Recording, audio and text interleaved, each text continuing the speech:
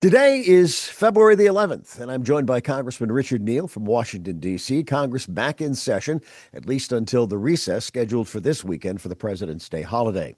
Congress is currently navigating a high-stakes week dominated by a looming partial government shutdown and a high-profile investigation into Jeffrey Epstein's files and lots more.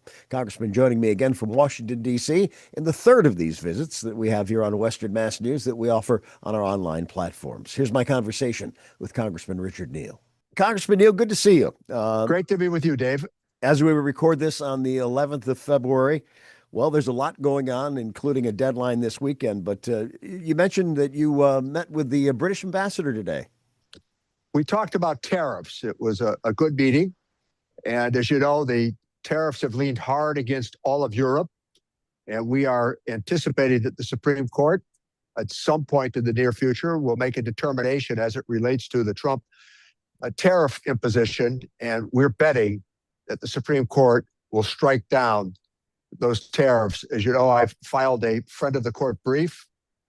I went over to the Supreme Court, listened to the oral arguments, and attempting to find out if there was a trend there, seemed to align with the notion that Congress has the ability to impose a tax, not a president. Any idea when a decision could be reached by the Supreme Court? Well, I anticipated that it would have been in the last couple of weeks. That has not happened, obviously. They're out until the 23rd of February. So they could render that decision if it's already been written in this period, but likely, I think, in the next couple of weeks. The clock is ticking on funding for the Department of Homeland Security. The 2 weeks it is up. The deadline is this Friday. What are you hearing? Any closer to any kind of agreement? Well, I think some of the negotiating postures have indeed, at least publicly, narrowed. I think that there is a profound disagreement as it relates to masking of ICE agents. I think that we believe that there has to be more restraint. And I think that the whole ICE component has to be fundamentally reformed. The American people should not have to be afraid of ICE. And I think that the point we've reached is that they are. So I would argue for restraint and reform and changes to the ICE mission. Reform across the board, I would understand, too, because we've heard some reforms possibly in Minnesota where they're talking about body cameras. It's hard to believe with police departments all across the country using body cameras now, they don't have to. Well, not only that, body cameras now have been an accepted part of policing. Mm-hmm. Many of the police forces across the country who were suspicious and early on resisted body cameras have now come to the conclusion that they're helpful to investigations. So I think that that's a reminder, as you've posed the question, that one of the problems we have right now is that ICE is not trained in crowd control. Street cops know how to manage crowd control. If you consider that the average training period now for an ICE official can be 40 days, contrast that with a police officer who is likely to have undergone almost a year of training for some of the same responsibilities. Sure, police training, military training, the same thing. Yep. As you look at this, I know tensions have eased a bit in Minnesota, in Minneapolis, but the Trump administration has been talking about sending ICE into other cities too, mostly cities or states where they're led by Democrats. I think what's lost in this argument is that everybody agrees that serious felonies should be addressed. Right. I think it's the manner in which ICE has operated. It's arbitrary. It's been violent. And we've had 2 citizens at least killed in the line of simply protesting the actions of ICE. That clearly was not what ICE was intended to do. It's about border security, not about what's happening in American cities. As we look at the situation in Minnesota, and I mean, really, that was the catalyst for all of this. And we talked about body cameras and more training. What else are we talking about as far as policies and procedures for ICE? Well, we think that officers of ICE wearing identity badges would be very helpful to the discussion as well. And we think that there is no reason for ICE to be wearing masks. I have thought of protests for as long as I can remember. There was a time when nobody even thought of wearing a mask to a protest or a law enforcement agent wearing a mask. It was unheard of. So this phenomenon that is new, I hope will be cast aside and they won't be wearing masks. That's part of the negotiation. You think there's a chance of a long-term agreement, or you think we're just going to get another temporary one? Well, even as the two of us speak, the Speaker of the House seems to have one posture. The Republican leader in the Senate seems to have another. And at the moment, the Democratic leadership, of which I'm a part, we have taken the position that we want an agreement that everybody can hold their heads up on. As we look to the week, I know next week you're scheduled for a recess for the President's Day holiday. A number of pieces of legislation that you're working on. What are some of those, and what, if any, impact will they have here on Western Mass? Well, certainly healthcare is a big issue. These cuts that have been proposed for our area hospitals are outrageous, and they've been scheduled so that they don't kick in until after the November election. That tells you the whole story. The administration would prefer that that not be part of the debate going into the midterm elections. In addition, obviously, it's the tariff issue that's in front of us and what it's done to drive up prices, and the whole affordability issue is surrounding us at the moment. The tax foundation is one that is not liberal, it's not conservative. It's a very responsible agency that does reflection upon tax policy. They've concluded that last year, the American family, on average, paid $1,000 more because of the Trump tariffs. So those are the issues that are in front of us. Expanding those tax credits for healthcare, for sure. Addressing the issue of the tariffs, in addition, is a really important consideration. As you mentioned, the election in the fall, the president has seemed to be doubling down on the fact that he sees no need for a midterm election. But then talk about, well, no, they're only kidding. What are you hearing? I mean, because I think it's one of these things that no matter what party you are, it's a frightening statement. Well, the Constitution is clear. The states decide elections and how they're to be conducted. What's interesting about that is this is the facade that has been created that there's by the president, that there's all this illegal voting that's taking place across the country. Even in states like Utah, which are red by nature in terms of their voting patterns, they have acknowledged there's little, if any, fraud. So I think that this is, again, it's a pretty superficial approach, but I think the president is hell-bent on trying to revisit the 2020 election, which he said at the National Prayer Breakfast had more to do with his ego than it had to do with reality. So I think that as you look to this election cycle, the states should determine elections, not this president nor any other president. Well, no, the FBI was in Georgia, again, going back to 2020. One of the things I had read about that today was there was someone from within the Trump administration who was the catalyst behind having that done. Well, Tulsi Gabbard served in the House. I know her very well. I think this is well outside of her constitutional responsibilities. I don't know why the National Security Director would be in Georgia, in Atlanta, in Fulton County, requesting this voter information. We have gone through this now for years. Joe Biden won the 2020 election by 7 million votes. We accepted that Donald Trump won the 2024 election. Why he insists on revisiting every couple of months the 2020 election, based upon, as he acknowledged again at the National Prayer Breakfast, that it had more to do with his ego than it had to do with reality. Let's shift to the Epstein file probe. The House Oversight Committee is currently reviewing the unredacted Epstein files. They've now been made available. And Ghislaine Maxwell recently pled the fifth in her deposition. Bill and Hillary Clinton are scheduled to give their in-person depositions on the 27th to avoid a contempt of Congress vote. I know they are pressing to have those be televised and be public.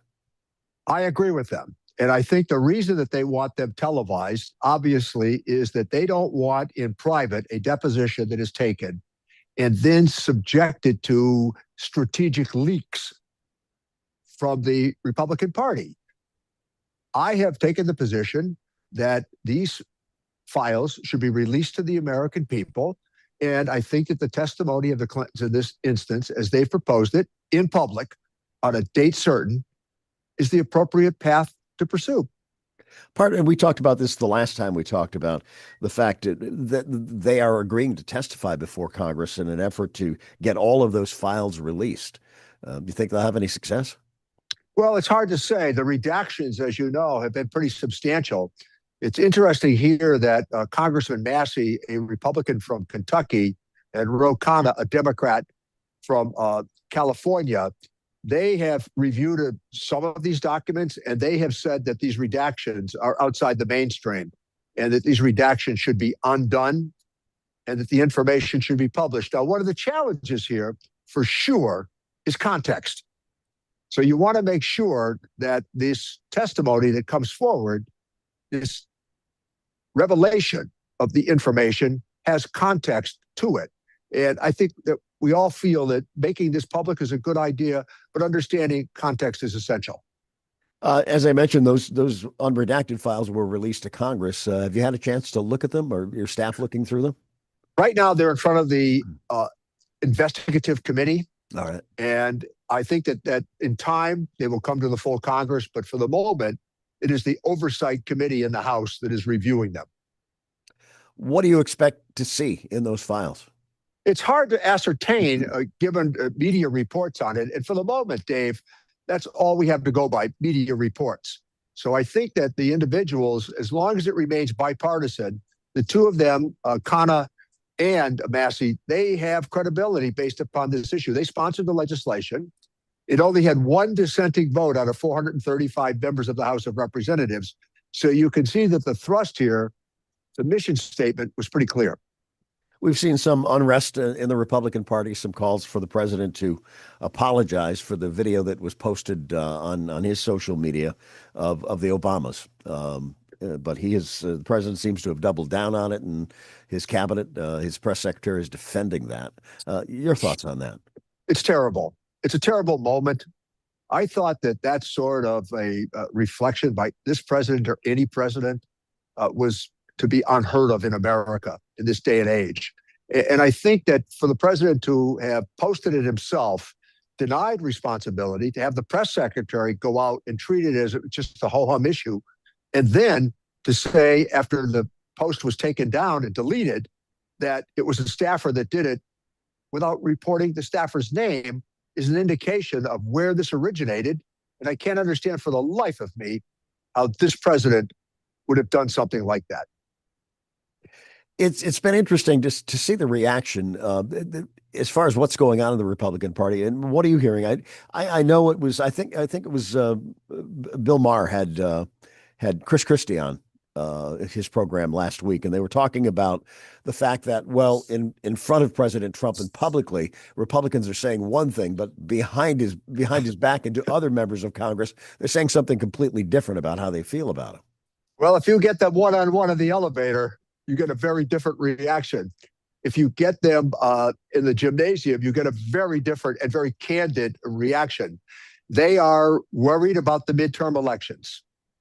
And as you know, Fox News has suggested at this moment that the Democratic Party is up by 6 in the generic polling. Imagine Fox News saying that the Democrats are up by 6. And the result is that I think many of them, certainly by the time you get to June, it's going to be every man and woman for themselves. I've never met a Republican in this town during my tenure up until this time who believed in broad-scale tariffs. Threats of tariffs, yes, but the implication that everybody who doesn't agree with the United States should be taxed, including in Brazil, if you don't like the outcome of a presidential election, if you don't like what the Prime Minister of Canada has to say, you're going to close the bridge. If they enter into an agreement with China that we're going to propose, as the president has suggested, a 100% tariff on Canadians. So to your point, there isn't a Republican that I know here who in the private moments of conversation find much to agree with here. I guess it's part of the news cycle. We haven't heard much lately about what's going on in the, to take Greenland, other than the fact that, yes, we have reached an agreement, but we don't know what that is. As far as what's going on was concerned with Venezuela.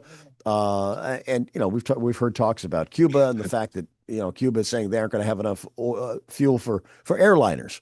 It is having an impact, I think more than anything else. But many of these announcements by the president, they tend to be light on details. But there's always the declaration of victory. I think that's the problem as we face it. Now, as you look at Venezuela, nobody was cheering for Maduro. But understand later on, the result of which has been now a lot of unrest in Venezuela. And I think that we also want to see those political prisoners released in Venezuela. The isolation of Cuba in terms of structural reforms, there could be some promise there. However, we don't want a whole-scale calamity, a humanitarian crisis because of this. So I think that a third party could be helpful in bringing about some of these structural reforms, short of a direct American intervention. You know, as we look at the economy, if you have a 401k, it's doing pretty well. Yeah. It also was doing well under the Biden administration, too. But as you look ahead, the fact that he's already named his choice for new chair of the Fed, how if things are unsettled there, the impact that could have on the overall economy? Well, I hope Kevin Warsh, who is the president's nominee, will remain independent in his judgments based upon factual data. The Federal Reserve Board in America pulls enormous amounts of information as it relates to economic forecasting. I had really strong faith in Jay Powell, the chairman of the Fed. When you consider that as he leaves, all of those items that you've said, the American economy seems to be moving along at a pretty good pace. Much of that is based, I think, upon the judgments that have been made by the Federal Reserve Board. I don't want a Democrat. I don't want a Republican. I want an independent Federal Reserve Board chairman who bases their decision-making and their determinations based upon economic reality. And that's what it was always meant to be, right? Well, that's exactly the point. And if you look back at it, there have been presidents that have tried to bend the will of the Federal Reserve Board. But I don't remember anybody positioning the Federal Reserve Board publicly by threatening them for removal. Remember, for good reason, we call it cause. You have to have a reason to remove somebody for the Federal Reserve Board short of their term expiring. I want to circle back to the elections. One of the things we've noticed is there are many Republicans and Democrats, mostly Republicans, though, who've opted not to run for re-election. They're either getting out of it or, like with Amy Klobuchar, she's going to run for governor of Minnesota. Have you ever seen anything like this? I haven't. And a lot of Republicans are very frustrated. Again, it largely is based on private conversations. Many of them have decided to retire. We lost a very solid one yesterday, Vern Buchanan. He announced he's not going to run. Member of the Ways and Means Committee. Always good to deal with, great sense of humor, smart guy, successful business person. And I think that his determination to leave is based upon, like the rest of them, it's a moment of frustration. They're also looking at what could be. I can't predict this with certainty, but many of them are looking at November and saying this could be a calamity for us. The mood down there, it just seems so much different from when you first took office in 1989. What a difference as far as working together and in those years. It's just you look at it and go, can we ever get back to it? It's going to be hard. I think that many of the members who ran for Congress got elected by running against Congress. And it made it easier for them to say that even though they weren't finding many solutions, that they could make this argument back home that they were against everything that happened in Congress. The problem with that is that you're elected here to make career determinations that assist the American people. And I'm very proud of that legacy as it relates to what I've been able to do here. And I worry that as long as it becomes on how could we scold, how could we be noisy, how could we provide social media outrage, I think that too often has become the political reward back home as opposed to substantive achievement. We've talked about that before, the impact of social media and media in general, the cable news networks and everything else. How I guess that's the big difference between now and 40 years ago when you took office. Well, the other part of it is that it's how few people dial in to many of these cable shows. They don't have a big following, but they do a very good job of projecting outrage. And they tend to be very effective at scolding individuals. And I think on social media, there's this ability to hide behind these outrageous statements that you make. And the social media warriors, as we call them, the cultural warriors, most of us think that they make a lot of noise but don't have much impact. You know, that's so true. You look on Facebook, and I think anybody can look at their Facebook page now or Instagram, and it's really hard to tell the difference between the truth and what's made up. Well, it's misinformation. And I always say to young people in particular, there's a distinction to be drawn between misinformation and disinformation. Misinformation can be an honest mistake. Disinformation is a deliberate effort to mislead. And I think that is not helpful in a representative democracy. We talked about the Department of Homeland Security funding. What else can we expect over the next couple of days before the recess this weekend? Well, we're going to have a measure this evening as we speak on the tariffs once again. And the question will be whether or not Republicans can secure the necessary votes. There's a revolution brewing in the Republican Party over tariffs. Historically, Republicans have disdained tariffs. So that's one issue that's up tonight. The Friday 13 forecast, I think, is very uncertain as to what will happen as it relates to funding for DHS. And that is how the week will wrap up. We'll have a far better idea, I think, tomorrow and Thursday after the debate plays out. And you're back in the district next week. Back in the district. I'm sure there'll be plenty to do when you get back home, too.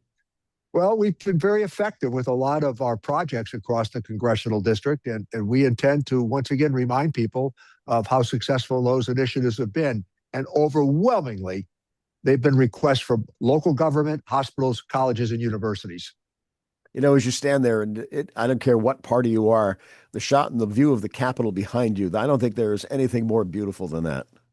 Well, I've always thought, and I've subscribed to Speaker McCormick's assessment of looking at the dome of the Capitol, whether in the gray of the morning or the sunshine of the afternoon. And he said, if you were a member of Congress and you looked at that dome and you didn't get excited or get a tug of emotion, you'd either been here too long or you shouldn't have come in the first place. And on that note, thank you again. We'll get back and do this again next month. Great to talk to you, Dave, as always. My thanks to Congressman Richard Neal for taking the time to be with me today, and to you two for watching. The Congressman will join me again next month around this time, so I hope you'll join us then. And again, thank you for joining us today.